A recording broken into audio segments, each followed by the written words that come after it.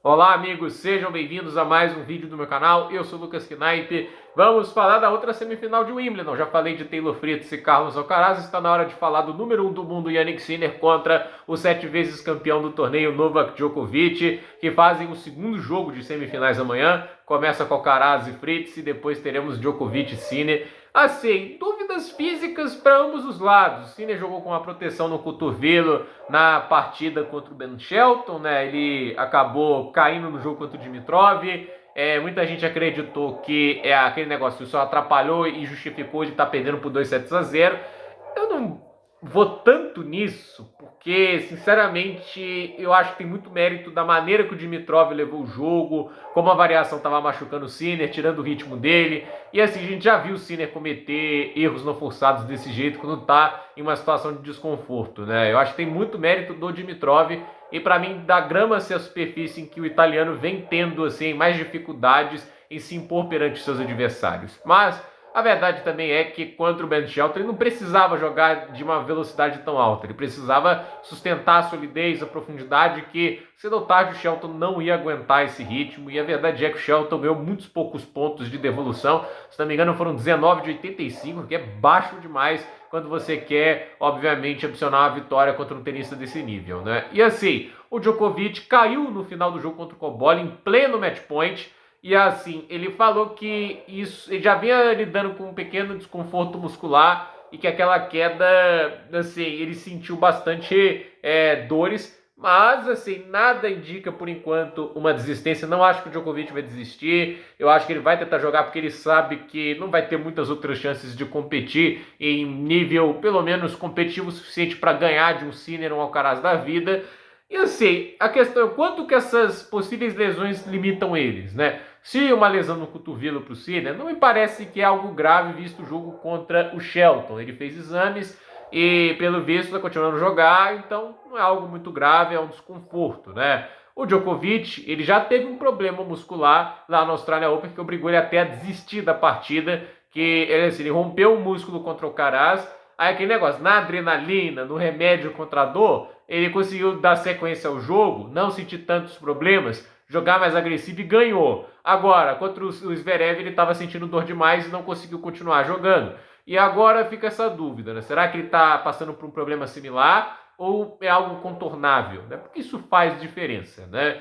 A gente tem que entender que isso é uma coisa que acontece sim com tenistas mais veteranos, que já jogaram mais de 1.000 e tantas partidas na carreira. Vai lembrar que o Nadal, no último Roland Garros que ele jogou, ele estava sentindo tanta dor no pé direito que ele jogou com o pé sedado. Ele colocou uma injeção e o pé dormente, né? Assim, não sabe lá como ele conseguiu jogar assim, mas era o que ele fazia no dia seguinte após o título, ele estava de muletas porque não estava conseguindo andar. Então, assim, esse problema das lesões é muito do acúmulo de desgaste que existe de mais de 20 anos de carreira. Isso acontece. O Monfils está tendo dificuldades também de se manter saudável a temporada toda, por isso que a gente vê, às vezes, ele dando alguns saltos de um torneio para o outro. Então, a questão é, o Djokovic ainda está jogando uma intensidade alta nesses torneios. Ele é muito agressivo com o corpo dele, né? Então, assim, é um jogador físico, né? É um jogador de movimentação, é um jogador de muitas trocas de bola. Então, o físico dele, obviamente, apanha também nesse aspecto. Então, fica a dúvida de como ele vai estar para jogar amanhã. Se ele tiver 100% fisicamente ou conseguindo se movimentar bem, eu acredito que tem jogo, porque esse é um jogo que vai ser muito interessante, o quanto o Djokovic aguenta o volume do Sinner, ao mesmo tempo que o quanto que o Sinner sustenta a velocidade do jogo sem cometer erros. Porque assim, na Austrália, em 2024, o Sinner maltratou o Djokovic com a velocidade do jogo dele, né? E aí o Djokovic não aguentou. E assim, a maneira que o Djokovic jogava não estava assim impedindo o Sinner de continuar acelerando, jogando uma velocidade além do sérvio. E aí a gente volta para o que aconteceu, por exemplo, em Roland Garros agora há pouco, né? Numa superfície que teoricamente ia beneficiar ainda mais essa questão do Sinner acelerar o jogo, o Djokovic inverteu a situação no aspecto de ter conseguido mais bolas vencedoras, virado o cara que distribuiu os winners. E eu acho que o Sinner aguentou muito bem no aspecto de saber sofrer, porque o Saibro privilegiava a movimentação.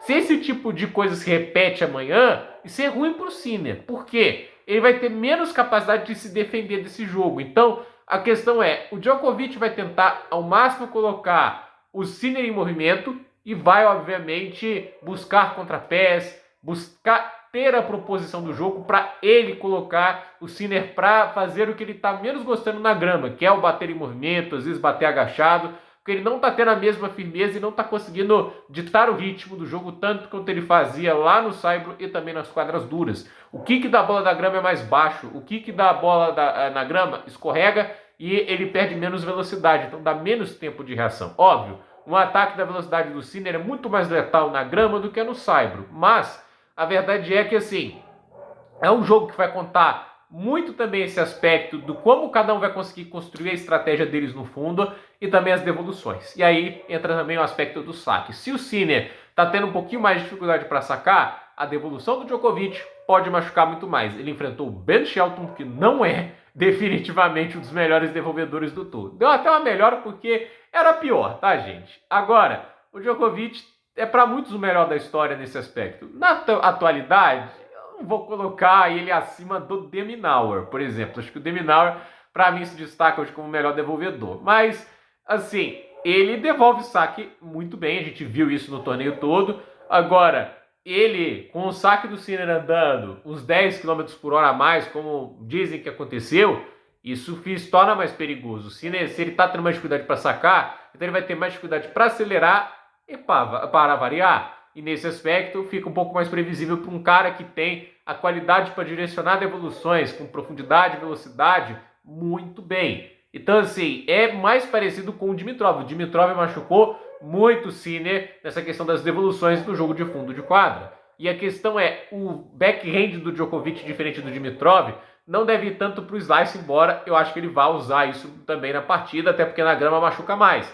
Mas assim, a gente vê ele conseguindo fazer essas mudanças para paralela na pancada muito melhor do que outros tenistas, então tem esse aspecto também. O Sinner, obviamente, vai buscar isso, sufocar o Djokovic com o volume e, obviamente, tentar empurrar ele mais para trás na quadra. O Djokovic vai tentar evitar isso, vai tentar pisar dentro da quadra, vai tentar colocar o Sinner na defensiva, como fez em Roland Garros, contando que a movimentação mais complicada na grama e, obviamente, essa questão da superfície ser mais rápida do que a terra batida possa beneficiar o jogo dele mais. A última vez que eles se enfrentaram na grama foi há 2 anos atrás, nas semifinais, com uma vitória muito tranquila do Djokovic. Só o terceiro set foi mais difícil, mas ainda assim, né, tipo, eu acho que é uma partida que desde lá, então, o Sinner evoluiu e, por outro lado, o Djokovic, ele regrediu fisicamente, não tecnicamente. A gente vê que o jogo dele, tecnicamente, ainda tá ali, mas é curioso ver como esse jogo vai conduzir. De qualquer maneira, é uma partida bacana ver o Sinner aí, né, tá ali buscando sua primeira final em Wimbledon. E ainda acho admirável um cara aos 38 anos de idade ser um grande obstáculo, um cara que a gente sabe que não dá para jogar mal, que o cara não perdoa, né? Tipo, aos 38 anos de idade, o Novak Djokovic ainda é um obstáculo muito respeitável à frente aí do Jannik Sinner e de Carlos Alcaraz e de todos os outros nomes que estão ali no top 10 para trás. Então, gente, por esse vídeo é isso. Dúvida nos comentários, deixe seu like, se inscreva no canal, compartilhe este vídeo e até o próximo vídeo.